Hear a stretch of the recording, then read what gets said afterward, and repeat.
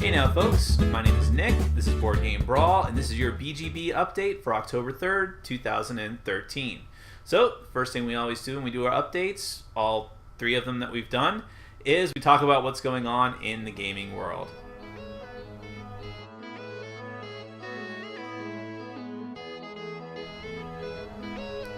So, not a ton of news in the last month, mainly because we're in that weird lull period between Gen Con and Essen, but there were some pretty big news. Probably the biggest news was the announcement of Seafall from Rob Daviau.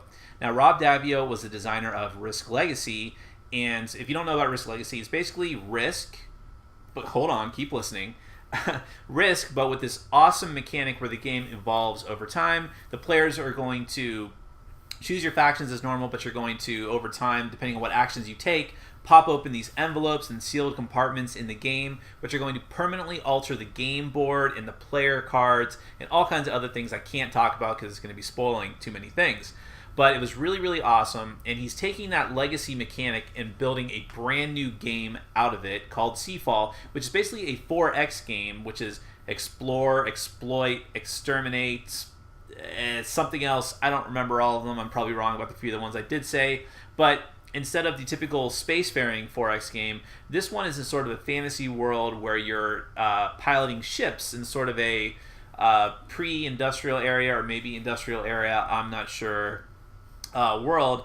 And there's not much known about it. There's not many pictures of it, but from what I know is that the map's basically this big wide open swath of ocean, and every player takes a faction, and you just go out there and you can explore, you can attack the other players, and what you do has long, lingering effects. If you want to know more about it, I would urge you to listen to the Plaid Hat podcast, because they're doing, Rob is doing this game with his company Stonewall Entertainment in cooperation with Plaid Hat, and so they're helping each other out a lot. And on Plaid Hat, they interviewed him on one of their most recent episodes, and he gave a lot of information about the game.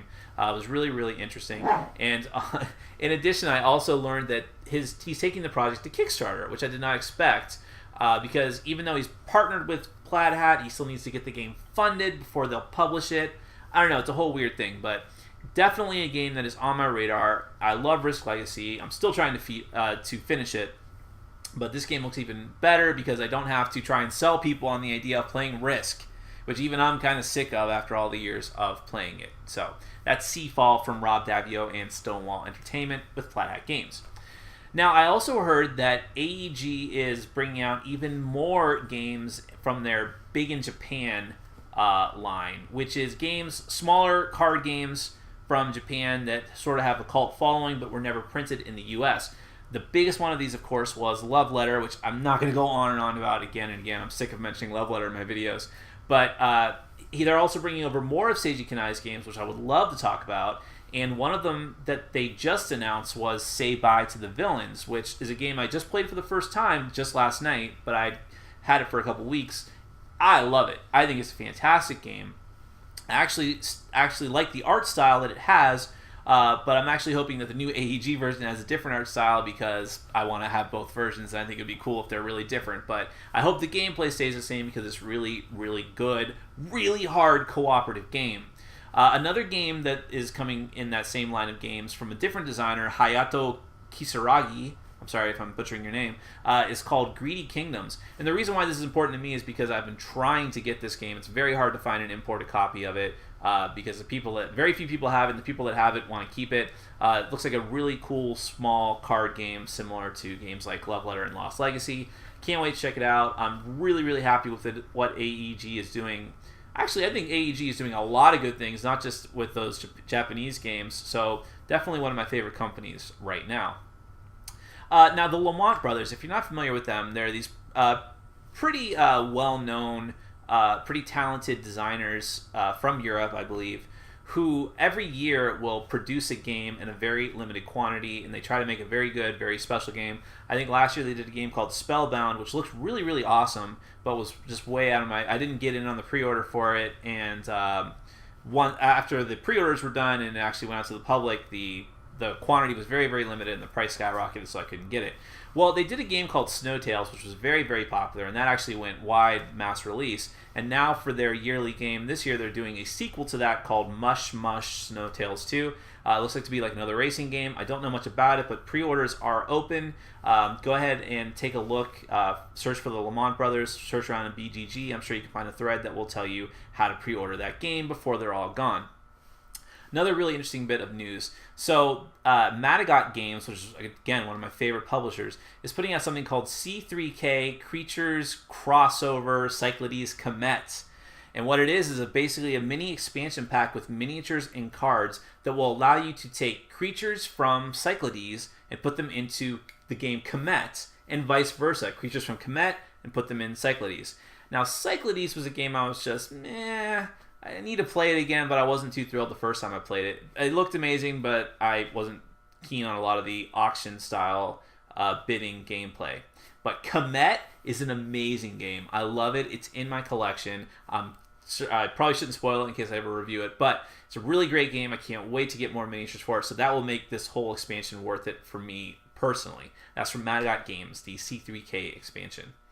Now, speaking of not quite expansions, but other versions, there's a deluxe version of Hanabi in the works. I really don't know how this would work out, but basically, it's going to have tiles instead of cards, and you're going to have like a rack, like for Scrabble tiles, but only the other players can see your tiles.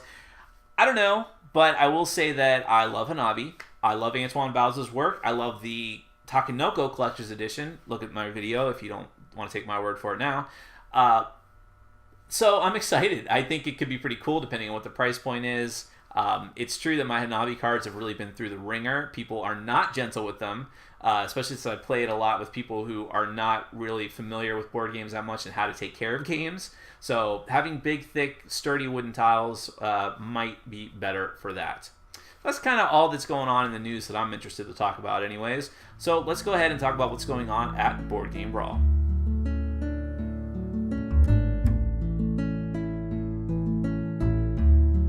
Alright, so if you haven't been keeping up with our videos, I've been doing some interesting things, trying to have a more varied type of videos. I have started shooting a video series with my friend Kim called Our Journey into War Machine, where I bought the 2-player battle box of War Machine, and she and I are each picking a faction from it, and we're going to do a series of videos detailing us basically putting the models together, having a battle with them, painting them, then having another battle once they're all painted. It's probably going to take us some time to get all the videos out, but I'm really excited about it. I think it's a really cool series. We've gotten a lot of positive feedback about it.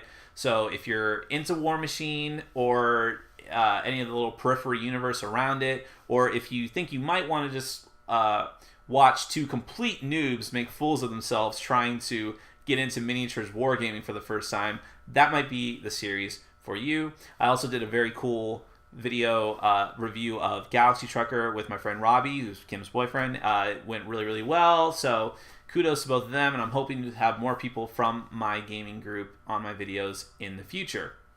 Now, another thing is I'm still doing the Kickstarter update, so please check for that. There should be one going up right around the same time that this video goes up.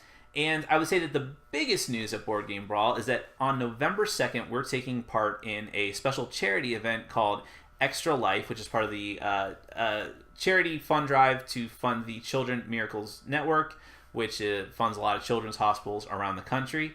And basically what we're going to be doing is having a 25-hour gaming marathon. 25 hours because that weekend happens to be daylight savings time. So it's from 8 a.m. Saturday, November 2nd to 8 a.m. Sunday, November 3rd.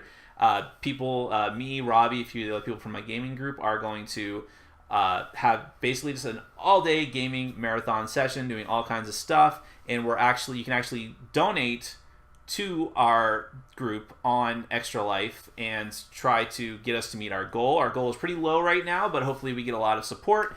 And I'm going to put a link for that right below this video. So please check it out. Support us. Even if you can't support us monetarily, just support us with you. Everything goes to a good cause, but you can support us with your comments and well wishes. And I'm trying to see if I can do a little something special for that day. Maybe some live broadcasting from the event. I don't know. I'll have to see how that goes. But I think it could be fun. I'll definitely be posting some updates and give you a play-by-play, maybe a follow-up video afterwards. But if you want to start your own team, if you want to do it too, you should go to the website, check it out. It's a very positive thing, going to a good cause, and like anyone needs an excuse to do more board gaming. Well, if you need one, there you go. That's it. And so that's pretty much everything that's going on of note around Board Game Brawl. Let's go ahead and take a look at some of my upcoming reviews.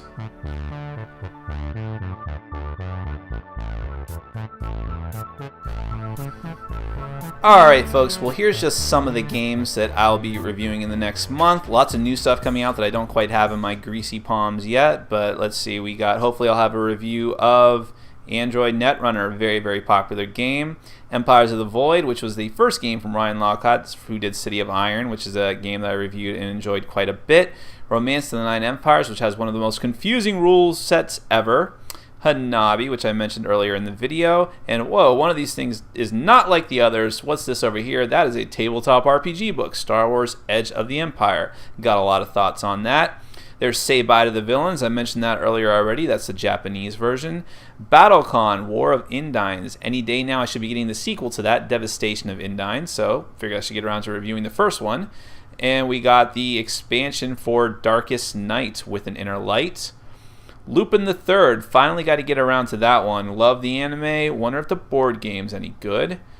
Kings of Aaron Steam, got to give that one another play because I had some serious, not so great thoughts about it the first time, but I always need at least one more play. The 2 standalone expansions for Tanto Cuore, finally got to get around to those. And like I said, there will be a lot more reviews than this. You just got to give me some time, be patient, but we got some good stuff on the way. Well, folks, that's pretty much it for this Board Game Brawl update. We'll catch you next month. As always, I want to thank all of my viewers. Thank you all for watching, for liking, sharing, and subscribing. We got lots of good reviews on the way. Thank you to everyone in my gaming group for putting up with all of my nonsense and playing all these games that I have to review.